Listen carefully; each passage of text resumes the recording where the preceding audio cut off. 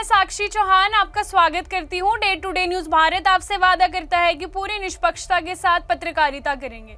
हमारा कोई भी पत्रकार किसी से कोई उपहार या विज्ञापन स्वीकार नहीं करेगा और ना ही किसी को ब्लैकमेल करेगा। हम समाज के दबे कुचले लोगों की आवाज बनेंगे। हम चैनल पर कोई ऐसी खबर नहीं दिखाएंगे जो लोगों को भ्रमित करती हो। साथ ही हम लोकतंत्र के चौथे स्तंभ को मजबूत करने की पूरी कोशिश करेंगे। चलिए बात कर लेते हैं खबर की।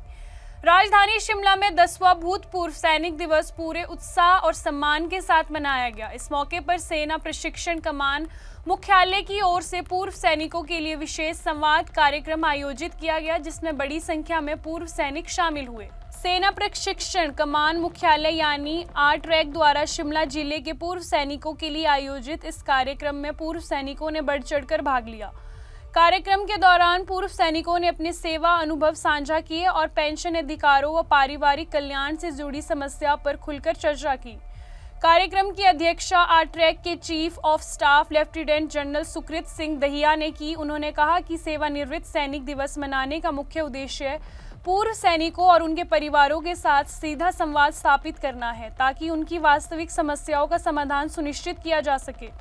उन्होंने कहा कि भारतीय सेना पूर्व सैनिकों और उनके परिवारों के कल्याण के लिए पूरी तरह प्रतिबद्ध है। उन्होंने पूर्व सैनिकों के कल्याण के लिए चलाई जा रही विभिन्न योजना की जानकारी भी दी। साथ ही उन्होंने प्रोजेक्ट नमन पर विशेष रूप से प्रकाश डाला, जिसके तहत स्पर्श डिजिटल पेंशन प्रणाली और कॉमन सर्विस सेंटर के माध्यम से सेवाओं को सरल बनाया जा रहा है। उन्होंने कहा कि शिमला में जल्द ही प्रोजेक्ट नमन का उद्घाटन किया जाएगा। Retake, like you did over here. ऐसे मत करो, ठीक है? You want me to ask something? Please tell me. Rolling.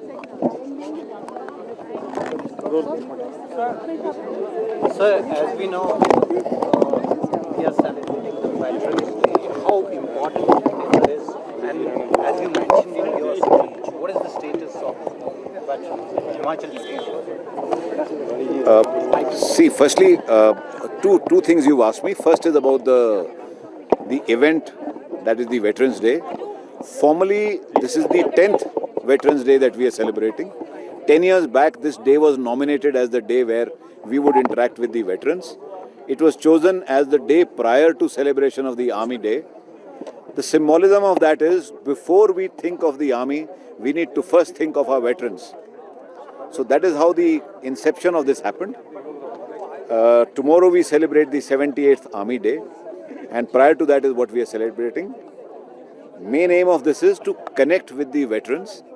Though we are connected with them throughout the year, but this is one occasion formal where we want to reach out to them, thank them for their service, and also seek from them any guidance that they have for us with their experience, and any issues in their personal or collective welfare where we could probably assist them in doing what they are doing. As far as the special significance to Himachal is concerned, I mean, it's a matter of great pride that probably Himachal as a state has always had a martial tradition. I do not think there is any family in Himachal which does not have some member in the armed forces. So as far as the heartbeat of Himachal is concerned, it beats very close to the military fraternity. Everybody, and even those who are not in the military, are very, very closely aligned to the military and have tremendous respect and support for the armed forces. And to that we are extremely grateful. If you go back in history, I think the number of lives that have been sacrificed by people from Himachal to maintain the security and integrity of this nation is commendable.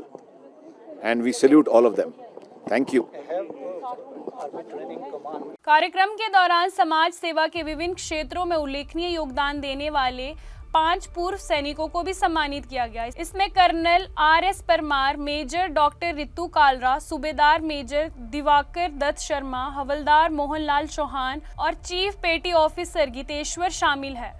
भूतपूर्व सैनिक दिवस के अवसर पर आयोजित ये कार्यक्रम न केवल सम्मान का प्रतीक रहा, बल्कि पूर्व सैनिकों और भारतीय सेना के बीच मजबूत भरोसे और संवाद को भी दर्शाता है। शिमला से हमारे संवाददाता अनीश चौहान की रिपोर्ट। अभी के लिए फिलहाल इतना ही। देश दुनिया की तमाम खबरें जानने के लिए day to day news Bharat को देखते रहे। साथ ही हमारे चैनल को लाइक, शेयर और सब्सक्राइब करना ना भूलें। नमस्कार।